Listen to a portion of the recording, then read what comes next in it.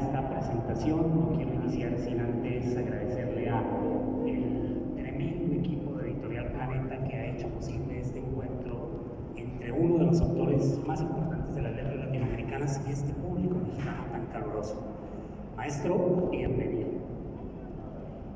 Yo me siento muy contento de poder compartir con uno de los autores que ha hecho parte de mi formación. Como escritor, ha hecho parte de la formación de muchos, como investigador, como periodista, pero sobre todo como un hombre que ha sabido invitarnos a soñar, que ha entendido que sin la imaginación perdemos nuestra calidad de seres humanos. Pocos autores tienen la posibilidad de tener lectores por cientos de miles. Pocos tienen la posibilidad de haber trascendido en la vida de generaciones, porque entre las herencias familiares y los símbolos que crean lazos entre padres e hijos están como objetos de culto los caballos de Troya. Esas ediciones que mi padre me regaló y que yo ahora comparto con mis hijas. Pocos hombres llegan a una meca cultural como la Ciudad de México y lo reciben como nosotros. Hoy lo recibimos, maestro, con calidez, con admiración, con cercanía, con la confianza de hablarle a un hombre que conocemos bien por su obra, un hombre que se ha caracterizado por su sencillez y su amabilidad. Hemos madurado con sus libros, somos testigos de su crecimiento, sus pasiones, sus inquietudes. Vemos cómo ha afinado esa lente de investigación para mantenernos cautivos como lectores. Sus libros nos han mostrado mundos alternos, nos han invitado a soñar, nos han llevado por caminos de misterio, pero también de reflexión. Por ejemplo, hoy gracias a San Amazon, sus seguidores pudimos conseguir una edición de A Solas con el Mar y descubrir a un JJ Benítez más humano, demasiado humano. Emocionado de escuchar el galopear de sus caballos a lo largo de mi vida, recibo el lujo de poder dialogar con quien me reafirmo no solo me dio una mejor visión del mundo, al menos más amable, interesante, en ocasiones fantástica y en otras inquietante, pero al fin de cuentas una verdad de la que tomé importantes pasajes. Pero los libros de maestro JJ Benítez no son solo consumidos como obras creativas por un inmenso público cautivo. También ha sido un referente del periodismo para quienes consideramos este oficio como una gran pasión, una pasión sagrada. En el caso de los caballos de Troya, el autor que comparte hoy con nosotros nos muestra diferentes caminos. Es así como los fanáticos del cine, cuando esperan una nueva película, encontramos en la obra de JJ Benítez un motivo para esperar la siguiente edición. Este público que lo acoge, uno que es muy leal, acoge una serie de libros como El caballo de Troya y lo entiende como suyo. No podemos ser solamente seguidores o simples fanáticos. Nos hemos vuelto cómplices de los personajes, los paisajes, los misterios. Creamos un lazo particular con el autor y eso es lo que nos tiene hoy en uno de los foros culturales más importantes de México. Y lo tiene usted, maestro, frente a este público, del cual soy parte, aunque esté sentado aquí a lado suyo. No quisiera empezar esta conversación sin preguntarle a JJ Benítez si entre toda la obra que tiene, si entre todo lo que ha escrito, filosofía, poesía, literatura, sus investigaciones, hoy este Caballo de Troya número 12 que nos tiene citados acá, es su libro más íntimo, es el libro que nos deja verlo desnudo, nuestro, es el libro que marca su vida. Bueno, en primer lugar, muchísimas gracias por haber venido desde tan lejos. Sé que algunos han llevado desde mucha distancia. Para mí es un honor estar de nuevo en México. He visitado este hermosísimo país unas 15 veces y espero. ¿Se me oye? Bien, dicho esto, Caballo de Troya 11, que cierra la saga de los caballos de Troya, no hay más información sobre la vida pública, la infancia y la juventud de Jesús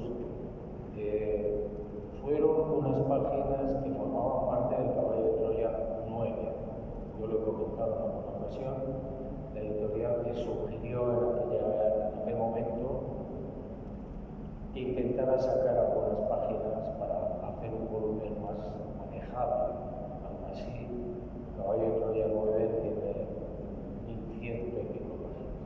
Bueno, yo saqué 6 meses de la vida de predicación de Jesús al principio de la vida pública, con la condición de que en su momento se pudiera publicar. Entonces, yo siempre recomiendo que si alguien ha leído ya todos los caballos, cuando llegue al 12 a leer, sencillamente que repase el 9, porque hay un momento concreto en el que aparecen esos 6 meses que conforman el Caballo de Troya 12. No es el libro más íntimo, forma parte de ese Caballo de Troya 9, que repito, para mí es el mejor de todos. Me aparece un Jesús mucho más cercano que ninguno, más humano, más interesante y sobre todo más hombre que Dios. Los Caballos de Troya tienen arriba de 70.000 páginas, es decir, hay un cúmulo de información muy importante en el que se nota el trabajo de investigación, pero también se nota la parte periodística. Es decir, esa parte que tiene la posibilidad de decirle a los lectores las cosas de manera puntual, con frases cortas, pero también hay una gran lección de historia, de política, humanista. ¿Qué tan difícil ha sido compilar y resumir toda esa información a lo largo de estas 2 ediciones? ¿Qué tan complicado resulta, digamos, compilar toda esta información, toda esta investigación desde el punto de vista de autor? ¿Le influye mucho la experiencia como periodista? Bueno, yo creo que he repetido esto muchísimas veces. Yo no soy el autor de Caballo de Troya. Yo no soy el autor. Toda esa información inmensa, efectivamente, 7.044 páginas, si no he contado mal, me fue entregada en diferentes partes, diferentes momentos, pero yo soy incapaz, por mucha imaginación que la gente piense que yo tengo, que no tengo tanta, yo soy incapaz de hablar de matemáticas, de medicina, de química, de botánica, de las leyes que había en la época de Jesús en Israel. Pero bueno, yo entiendo y acepto que las personas piensen que yo me he inventado los caballos de Troya. Mire, yo, mucho después de empezar con los caballos, publiqué un libro que se titula Pactos y Señales. Pactos y Señales, al final del libro, examina los caballos de Troya. Y en ese libro se demuestra que yo no tengo nada que ver con los caballos de Troya. Por ejemplo, yo no sé música, no tengo ni idea, lamentablemente no pude estudiar solfeo. Me encanta la música, pero no la entiendo desde ese punto de vista.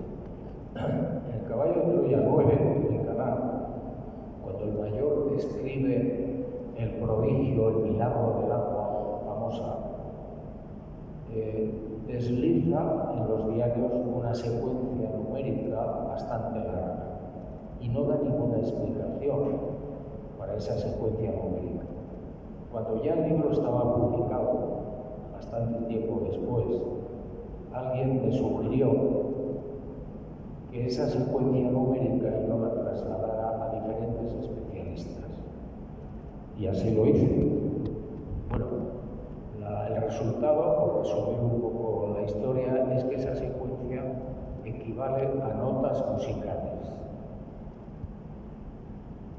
Se lo di a los músicos y efectivamente, bueno, pues es una composición muy bonita, extraordinariamente bella, que está en mi página web. Si yo no sé música, no tengo ni idea de notas musicales ni de solfeo, ¿cómo es posible que yo haya deslizado en el texto de los diarios una secuencia numérica que equivale a notas musicales. Es imposible. Segundo ejemplo. En el caballo de Troya 2, Jesús de Nazaret, bueno, el mayor cuenta cómo Jesús de Nazaret se aparece a diferentes gentes, 19 ocasiones, después de muerte. Hay 3 apariciones muy importantes que se producen en la ciudad de Alejandría, en Egipto, en Tiro, en el actual Líbano, y lo que actualmente es Amán, en Jordania. Entonces se llamaba Filadelfia. Bueno, alguien me sugiere también, me toca en el hombro y me dice, cuenta los kilómetros que hay de Alejandría a Tiro y de Tiro a Filadelfia. Yo cuento los kilómetros y esa voz me dice, ahora pásalo a Cábala. Paso la numeración a Cábala y aparece una frase. La muerte es un peaje necesario para la verdadera vida. Yo me quedé absolutamente sorprendido. Primero, yo casi no sabía Cábala. Segundo, ¿cómo voy a deslizar yo a encriptar en el caballo de Troya 2 una frase semejante con los kilómetros de tres ciudades? Es que ni se me pudo pasar por la imaginación. Bueno, esto nos llevaría hasta mañana, sacando ejemplos que demuestran que yo no tengo nada que ver con los caballos. Yo me limito a recibir unas frases, unos enigmas, a descifrarlos, me costó muchísimo, porque soy bastante torpe, y a obtener la información y después, más adelante, una segunda parte, también con otro enigma dificilísimo para mí, otra parte de los diarios. Y luego, una vez que yo hice las verificaciones oportunas, con científicos, con químicos, con médicos, con especialistas en la historia antigua de Israel, etc., y vi que toda esa información era correcta, es cuando yo me decidí a publicar el primer caballo. Por tanto, siento defraudarles, pero yo no soy el autor del caballo de Troya. Como ustedes comprenderán, dibujar, trazar, exponer discursos completos del maestro con una profundidad increíble y desarrollar hechos, sucesos, prodigios, milagros mucho más interesantes que los que nos cuenta la propia Iglesia, pues es muy complicado. Yo no me siento con fuerzas para hacer eso, ni con la suficiente inteligencia. Como lectores nuestros, finalmente nos enfrentamos a la obra, es decir, leemos el libro, nos lo apropiamos y entendemos entonces qué es el instrumento. Como instrumento de esa escritura y en medio de estas narraciones que nos han cautivado, ¿qué personajes han sido entrañables para JJ Benítez, más allá del propio Jesucristo? Es decir, también la versión de un Judas Iscariote más humano, Poncio Pilatos más humano que el que nos dibujan en la Iglesia o la Biblia, están ahí presentes. Para JJ Benítez, ¿qué otros personajes, además de Jesucristo, han sido entrañables?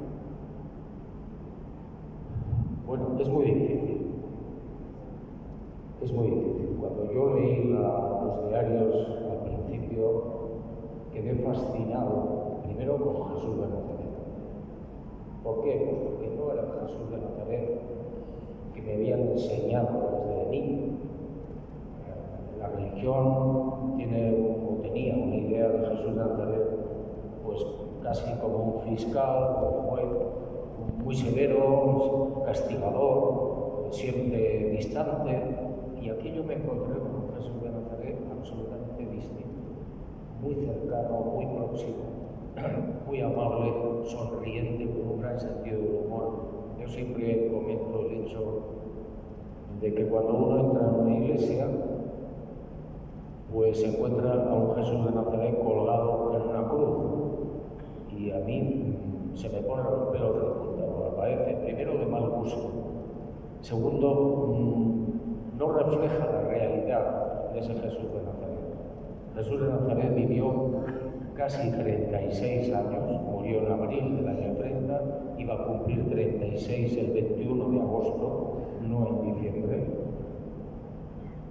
Y prácticamente casi toda su vida se la pasó sonriendo. ¿Por qué no hay una estatua de Jesús sonriente? Yo no he visto nunca ninguna. Bueno, ese personaje, por supuesto, fue el más importante para mí, es el más importante. Y luego yo me quedé muy sorprendido porque la idea que teníamos los antiguos católicos, cristianos católicos, es que Jesús, o sea, que Judas era un traidor y un ladrón. Bueno, Judas fue un traidor, pero no un ladrón. Y a mí me fascinó la historia que cuentan los caballos de este personaje, dificilísimo, retorcido, con muchos problemas en la vida.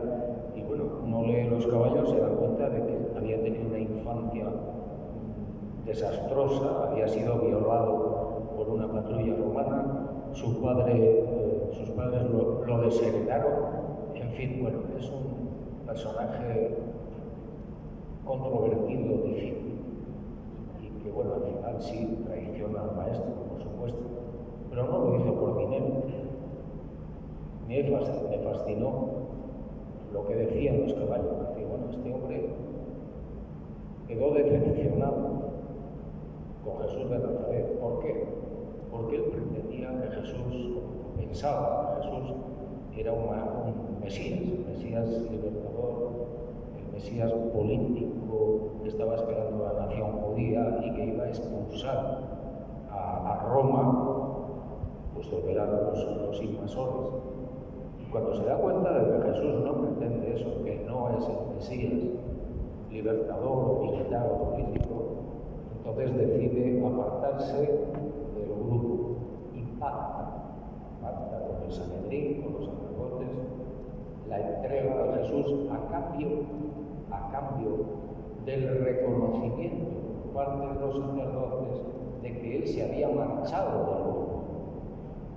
¿Cuál no sería su sorpresa y su disgusto cuando en vez de esto, que era lo que exigía, los sacerdotes le dieron 30 monedas? Y de hecho, él acude al tesoro del templo y las devuelve, porque había una ley que permitía que el señor que hacía una operación comercial, la que fuera, y no estaba de acuerdo con el trato, podía devolver el dinero y a cambio le devolvían la mercancía. Por supuesto, en el caso de Judas Iscariote, no hubo posibilidad de que le devolvieran la mercancía. Los sacerdotes y el sumo sacerdote tenían especial interés en que Jesús de Nazaret fuera, torturado, por supuesto, y exterminado. Entonces Judas Iscariote a mí me pareció siempre un personaje muy interesante, muy difícil, muy retorcido y poco conocido, porque lo que nos han contado la tradición eclesiástica y la religión prácticamente no tiene nada que ver con la dura realidad de este hombre. Este hombre, Judas, era primero discípulo de Juan el Bautista, al igual que Pedro, que su hermano Andrés, que los hermanos Zebedeo, Juan y Santiago. Bueno, lo que pasa es que cuando detienen al Bautista y lo encarcelan, pues ellos van buscando a alguien que le sustituya a Jehová, al Bautista. Y del resto del equipo, pues es que me fascinan todos. Poncio Pilato pasa lo mismo, ¿no? Es decir, es muy diferente la imagen de Poncio Pilato que nos dan los caballos a la que tenemos de la historia, ¿no? Es un personaje también que llama la atención, es atractivo como personaje. Sí, Poncio yo creo que está también muy mal explicado en los evangelios canónicos. Yo lo siento por la gente que sea católica practicante. Lo digo con todo mi respeto, pero entiendo que tengo la obligación de decirles lo que pienso, mejor dicho, lo que dicen los caballos. Poncio, como gobernador de la Judea en aquel tiempo, pues demuestra a lo largo de toda su vida como gobernador que no estaba bien de la cabeza. Antes de llevar a Jesús a la cruz, había tenido varios conflictos importantes con el pueblo judío. Por ejemplo, en un momento determinado este señor llega a la Judea en el año 26 y lo primero que se le ocurre para darle coba al emperador romano, Tiberio, es colocar en el centro del templo unas imágenes de las legiones romanas.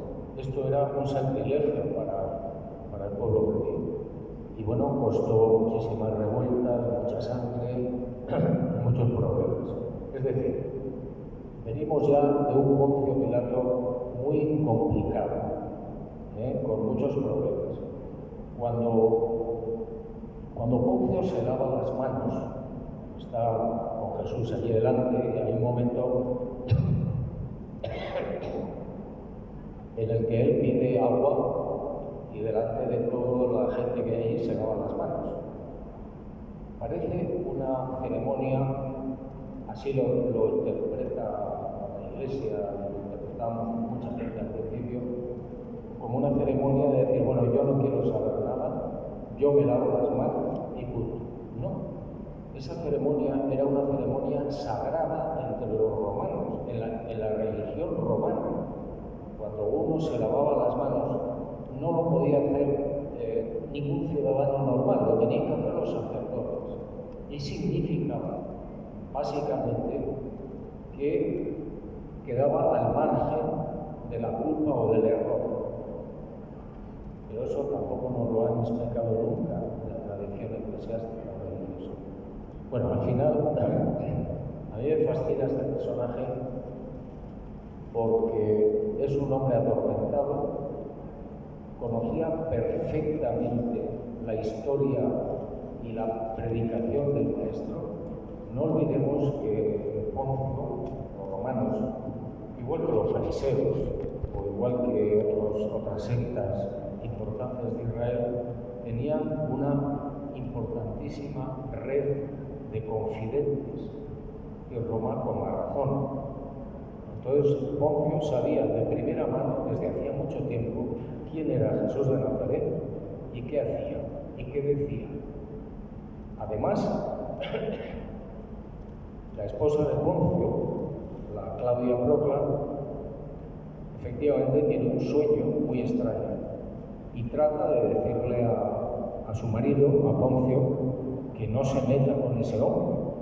Pero es que, además del sueño, lo que tampoco nos dice la tradición eclesiástica o los evangelios, es que Claudia Procla había seguido las predicaciones de Jesús de Nazaret y sus prodigios desde hacía mucho tiempo. Y de hecho, aunque no lo confesó nunca públicamente, era una seguidora del Maestro. Bueno, con todo esto lo que quiero decir es que Poncio, hoy la medicina lo podría catalogar como un enfermo mental. Como un enfermo mental. De hecho, después de la muerte de Jesús, él vuelve a tener otro incidente gravísimo en la región de Samaria, porque, bueno, pues alguien había dicho que habían encontrado unos vasos sagrados procedentes de un profeta y el pueblo samaritano se congregó allí. Poncio prohibió la congregación de estos señores. Esta gente no hizo caso y los pasó a cuchillo. Ese fue, al final, el momento último de Poncio como gobernador, porque las quejas llegaron a Roma y, bueno, reclamaron a Poncio a Roma. En el trayecto es cuando muere Tiberio y el siguiente emperador cuando llega a Roma el señor Poncio y su familia, pues al final lo destierra a las Galias, a lo que es actualmente Francia, Suiza, y probablemente allí murió. Pero es un personaje fantástico. Como el tiempo siempre corre en este tipo de presentaciones, me gustaría preguntar a JJ Benítez. La gente te reconoce en la calle, te piden fotos, te piden que le firmes los libros. ¿Qué te dice la gente? ¿Qué te dice de los libros? La gente que ha crecido con los caballos de Troya, que hoy en día le regalan a sus hijos los caballos de Troya, que entendemos que tenemos una visión mucho más amable, mucho más humana y mucho más amena de una historia sacralizada que nos contaron. ¿Qué tan importante para ti es lo que te dice la gente? ¿Cómo compartes con ese público que en la calle te encuentras y platica contigo y te pregunta? Bueno, siempre es muy agradable, ¿no?, que alguien te pare en la calle y te pregunte algo, sobre todo si son chicas. Pero bueno, no es muy normal. No es muy normal. Yo además no me gusta mucho ese tema, no me agrada. Hoy estamos en torno a este número 12 de los caballos de Troya, pero ¿cree JJ Benítez que no habrá, digamos, mañana más documentación, alguna otra señal que te dé para darle continuación a la saga o para escribir algo más sobre la vida de Jesús de Nazaret? ¿O consideras que ya este es el cierre de esta serie? Sí, el caballo 12 es el cierre de los caballos de Troya. Yo no tengo más información procedente de ese proyecto. Hace unos años yo tuve dos brevísimas entrevistas con el segundo piloto, con Eliseo, en Noruega. Y en esas entrevistas muy breves yo recibí una información que no forma parte de los caballos, pero que espero sacar a la luz algún día. Se titula Rayo Negro. Y es un periodo de casi 2 años y medio de la vida de Jesús de Nazaret anterior a la vida de predicación. Esto tampoco está en ningún sitio, ni en los evangelios, ni en ninguno. Durante esos 2 años y pico, el maestro se dedicó a viajar por el Mediterráneo y también por el cercano Oriente, con la misión, sencillamente, por lo que yo sé, de conocer a sus criaturas, de establecer contacto con las criaturas humanas. No lo hemos hablado, pero para mí Jesús de Nazaret es un hombre Dios. Hombre Dios. Él procede de nuestro universo local, de nuestra galaxia, podríamos decir, tiene otro nombre, y decidió quedarse en la Tierra por una serie de razones, no para redimir a nadie, eso es otro invento de la religión, vino algo mucho más interesante. Jesús de Nazaret, como personaje central de los caballos, como maestro, yo creo que es tan universal que ha hecho que los caballos de Troya se traduzcan a muchos idiomas. ¿Ha revisado JJ Benítez que esas versiones, digamos, de esas ediciones en otros idiomas no cambien nada de lo que tienen al ser un autor de lengua hispana? Al ser un autor de lengua hispana, ¿le ha preocupado que cuando se hace una traducción o algo se pueda cambiar algo? ¿Es riguroso revisando las ediciones con los editores? ¿Cómo es ese proceso de JJ Benítez? Bueno, cuando yo llevé el caballo de Troya 1 a la editorial Planeta en Barcelona, me parece que fue en el 83, el editor, José Manuel Aragós, leyó el manuscrito y me dijo, muy interesante, pero tienes que quitar 400 páginas. Y alguien me iluminó y le dije, no, ni una coma. Y me dijo, pues entonces vamos a morir. Y dije, sí, pues a morir. En ese año, cuando se publicó El Caballo, en el 84, en un año se hicieron 53 ediciones. El primer sorprendido fue el editor y, por supuesto, yo, claro. Entonces, aparte de eso, hubo otro incidente, entre comillas, que fue el siguiente. Cuando el libro empezó a tomar carrera, empezaron unas críticas muy duras por parte de los sectores más conservadores de la Iglesia Católica, Opus Dei, etc. Entonces el editor me dijo, ¿por qué no haces un epílogo de un folio diciendo que todo es ciencia ficción? No sé si me pilló en un mal momento, pero lo escribí. Y salió en una de las ediciones diciendo, bueno, que es todo ficción. Inmediatamente me di cuenta del error y lo retiramos. Retiramos ese epílogo porque no era cierto. Pero bueno, el editor quiso tranquilizar las conciencias de la gente. Y a partir de eso no ha habido ninguna otra censura, ni manipulación, ni nada.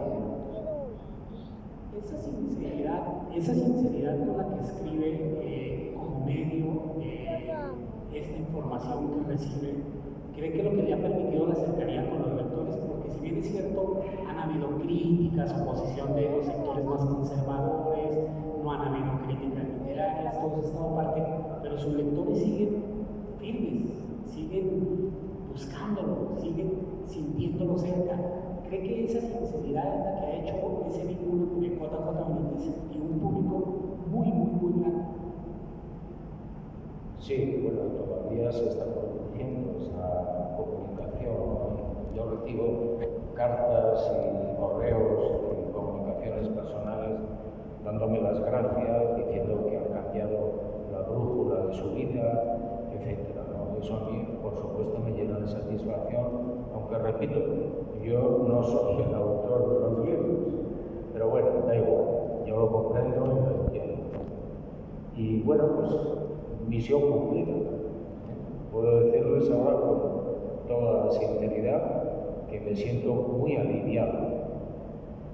Han sido casi 40 años, más de 40 años con las pesquisas previas y bueno, pues creo que he terminado el trabajo, lo he terminado con el mayor rigor, siendo exhaustivo en todo y permitiendo que se publique íntegro todo. Aunque en ocasiones yo no estuviera de acuerdo con algunas cosas de los caballos, pero mi obligación era transmitirlo tal y como yo lo recibí.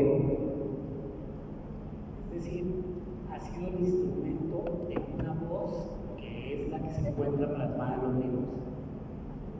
Ha sido JJ Benítez el instrumento para escribir la voz de esos caballos que se encuentran en los libros. Pues sí. Me ha tocado a mí. Yo, como ustedes comprenderán, al principio no tenía ni idea de lo que iba a pasar, no tenía ni idea de lo que iba a ocurrir, de las gigantescas ediciones que se han hecho del libro, ni de la repercusión, sobre todo de la repercusión que iba a tener a todos los niveles.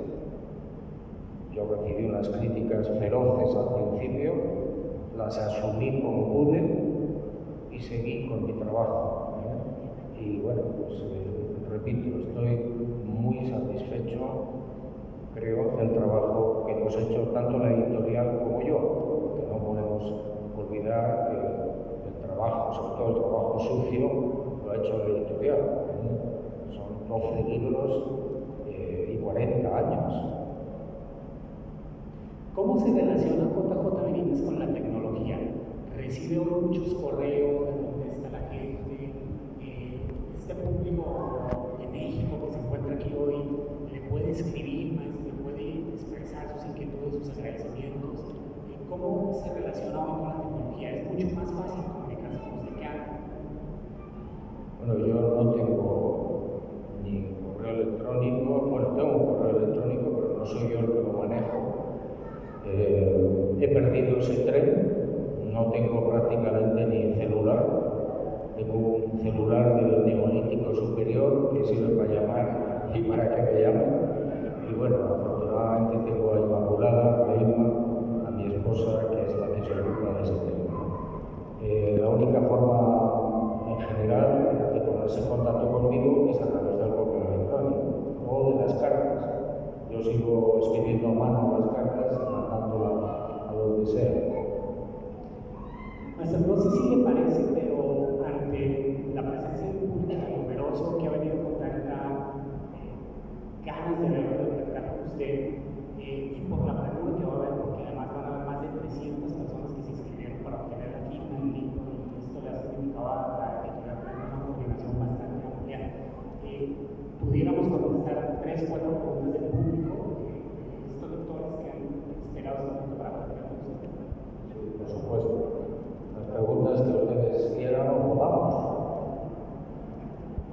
Yo sé que hay muchas preguntas que muchos quieran preguntar. Vamos a contestar unas 3 o 4 preguntas porque al final se va a realizar la firma de libros y hay más de 300 personas inscritas para realizar esta firma de libros y van a tomar la foto. Entonces, no sé, Oscar, si ya tenemos a la primera pregunta. Buenas tardes, señor Benítez. Mucho gusto de conocerlo. Mi pregunta ahora es, ¿qué siente o qué sintió cuando lo escogieron para esta importante, ¿se puede decir? Misión tan importante de Jesús de Nazaret?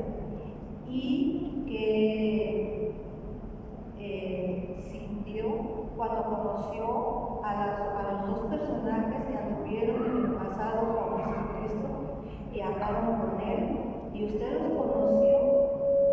Eso a mí se me hace tan increíble en esta época y que a mí me ha cambiado mucho la vida todo esto que yo he leído, y yo se lo agradezco mucho, señor Benítez.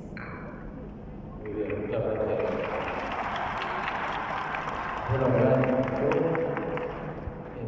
en el día del relámpago, uno de los caballos, ustedes pueden leer por qué el mayor decide no escoger a los periodistas norteamericanos, y da una explicación más o menos diciendo que aquellos periodistas en aquel momento estaban absorbidos por la política y que probablemente esa información que él guardaba sobre la vida de Jesús de Nazaret no iba a ser bien acogida ni siquiera considerada.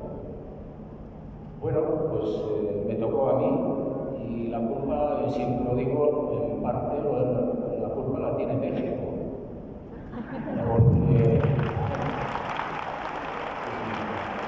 Porque presenté un libro en México hace muchísimos años que se llama El Enviado.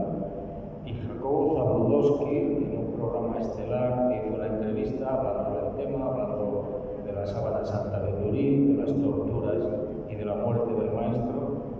Y ese programa estelar por la noche en Televisa lo vio mucha gente, y entre esas personas el mayor.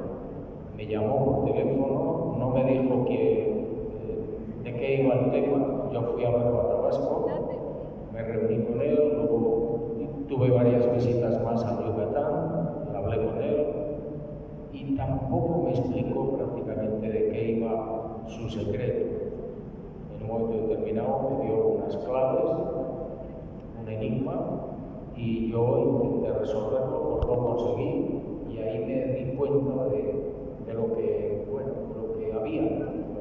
Que yo al principio pensé siempre que aquel hombre, ex oficial de la Fuerza Aérea Norteamericana, me iba a hablar del tema OVNI. Fue lo primero que pensé, por eso fui a verlo. Yo no sabía en absoluto de qué iba el asunto. Fue mucho después cuando yo empecé a leer los diarios cuando comprendí. Y no sé cuál era otra pregunta. Siguiente pregunta. Buenas tardes. Señor Benítez. Perdón.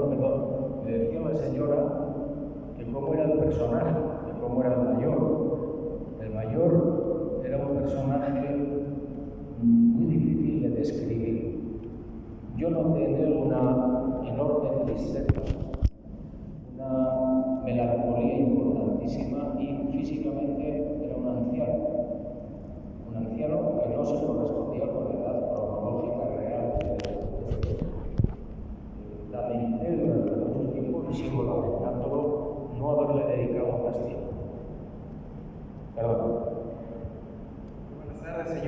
José Benítez. Primero que nada es un gran orgullo y creo que hablo por todos aquí. Me surge una pregunta y creo que hay varios que también la tienen. En el diario de Liceo, en cada ilustración que se presenta en el libro, hay unos números, unos códigos, que al inicio intenté entenderles, pero como a mis 32 años, usted sabe que no soy experto ni tantito en cábala, quisiera saber si hay algún mensaje en cábala en esos números. Por supuesto que hay un mensaje, pero yo, que soy muy malvado, no se lo voy a decir. Prefiero que usted siga investigando. Mire, en los caballos de Troya nada es gratuito. Por lo que yo he podido saber y estudiar, todos los números tienen alguna razón de ser, hasta el más pequeño. Por eso yo siempre digo, léanlo 2 veces o 3, porque se van a dar cuenta de detalles que quizás en la primera lectura no han localizado. Y les aseguro que es impresionante. Miren, en el caballo de Troya 1, cuando Jesús está en la cruz, los legionarios, mercenarios romanos, mejor que legionarios, que están allí, se sortean las vestiduras.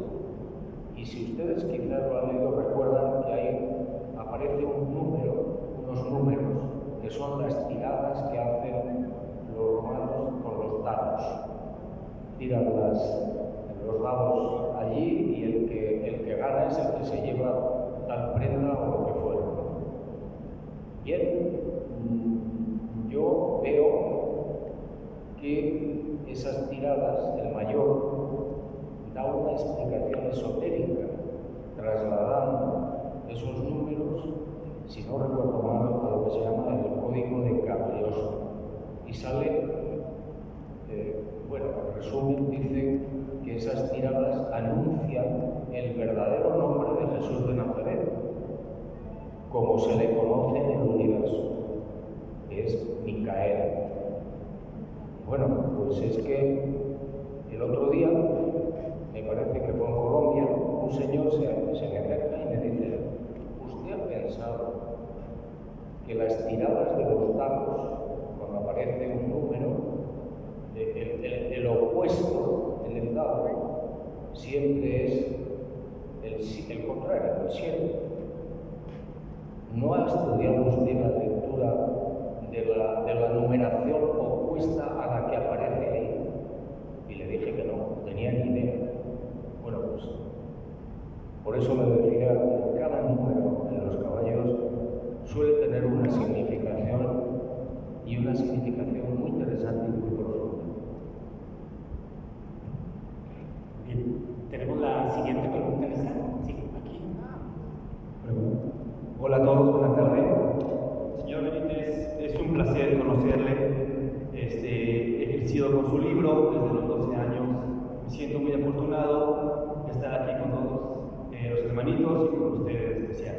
Mi pregunta para usted, señor Benítez, estudio psicología, señor Juan José. Mi pregunta es, usted de toda esta trayectoria que ha tenido en estos 40 años de estar tan relacionado con el tema de Jesús, con el tema de su vida y obra,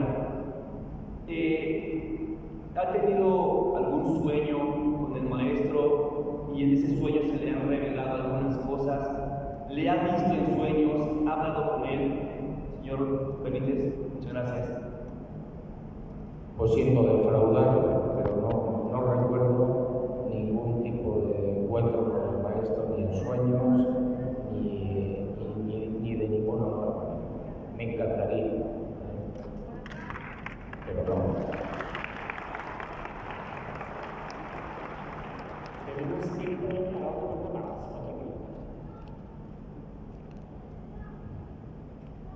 Hay que recordar que ahorita al finalizar la presentación tenemos la firma de los libros. Hola, buenas tardes, señor Benítez. Antes que nada es un gusto tenerlo y aquí en México lo queremos muchísimo. Hace 10 años me tocó estar en su conferencia y bueno, aquí en la Ciudad de México. Tenía una pregunta desde hace 10 años, qué bueno que se da la oportunidad. Es referente a la teoría del concreto. Referente a la teoría del concreto que se explica en el Día del Relámpago, claramente nos especifica de qué trata. Pero mi pregunta va a saber si hay algo tangible o hay una información que usted tenga, aparte de la que se ha publicado sobre esta teoría, o si llegó a tratar un poco más del tema con el mayor y Eliseo. ¿Y quién jugaba de mientras yo me acuerdo? Bueno, vamos a ver, mire, yo con el mayor, lamentablemente, no llegué a hablar nunca de Jesús de Nazaret. ¿Por qué? Porque la última vez que yo le vi es cuando él me entrega un sobrecito con unas frases, un enigma y una llave. Cuando yo me pongo en marcha y consigo llegar a la primera parte de los diarios, de los documentos, al poco el mayor había muerto. Entonces jamás pude cruzar una sola frase con este hombre relacionada con este tema. Y bien que lo lamento. Suele pasar que cuando estamos viendo los caballos de Troya, también nos enfrentamos a libros que están rayados. Siempre les hacemos alguna anotación, subrayamos, investigamos cosas, definiciones, palabras. Eso es parte también de cómo se debe leer el libro. No debe ser para un lector pasivo, sino para un lector activo que quiera regresarse un poco, que quiera investigar, que quiera anotar esos números, esos colores. Eso pasa con los caballos de Troya. Sí, los caballos de Troya son libros mágicos. No sabemos de verdad, yo al menos no lo sé, de momento, hasta dónde llega el poder de esta información. Se lo digo sinceramente, cada día estoy más sorprendido. Me escribe mucha gente diciendo, en tal caballo de Troya, en tal página, se dice no sé qué y no sé cuántos, y yo no me había dado cuenta. Y eso influye en el lector que lo ha leído y que lo ha captado y cambia su vida. Mire, en los caballos de Troya hay una información a la que a mí no me gusta referirme, que es la llegada de un meteorito probablemente en 2027. Se repite en varios caballos, en diferentes momentos. Me da miedo que eso sea verdad. Me produce pánico, porque sería prácticamente una destrucción no total, pero muy importante de la humanidad.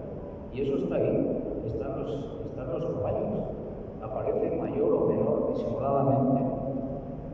Bueno, pues quiero decir que los caballos son pura magia y que cada día yo descubro cosas nuevas. Maestro, me están diciendo que por cuestiones de técnicas, desafortunadamente tenemos que irnos despidiendo porque a continuación viene la firma de libros, ahí van a poder tomarse una foto.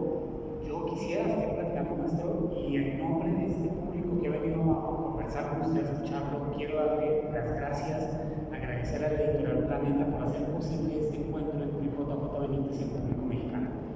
Maestro, muchísimas gracias.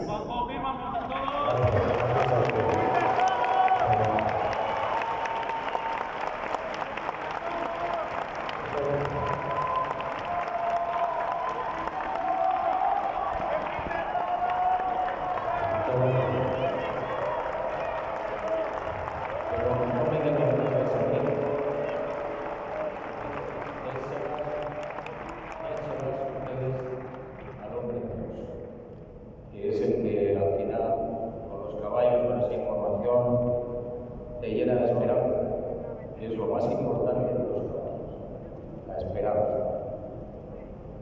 Muchas gracias.